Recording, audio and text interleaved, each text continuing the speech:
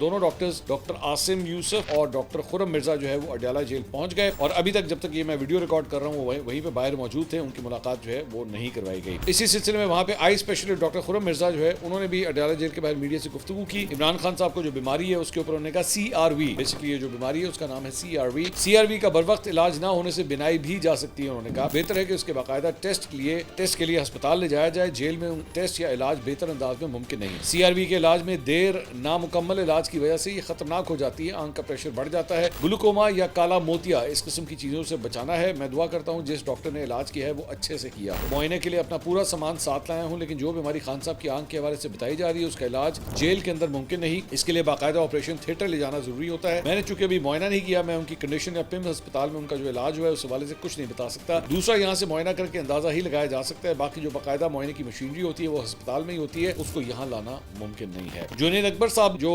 PTI-KP کے صدر ہیں انہوں نے ٹویٹ کیا. انہوں نے کہا جی اڈیالہ جیل کی موجودہ صورتحال اور چیئرمین عمران خان کی صحت کے پیش نظر خیبر پختونخوا کے تمام پارٹی ونگز، عہدیداران اور کارکنان کو فوری طور پر ہائی الرٹ رہنے کی ہدایت کی جاتی ہے. ہم اڈیالہ کے باہر موجود ہیں. جیسے ہی سیکرٹری جنرل سلمان اکرم راجہ اور وزیر اعلیٰ سہیل آفریدی کی جانب سے لائحہ عمل دیا جائے گا اس پر بلا تاخیر اور بھرپور عمل درآمد یقینی بنایا جائے گا.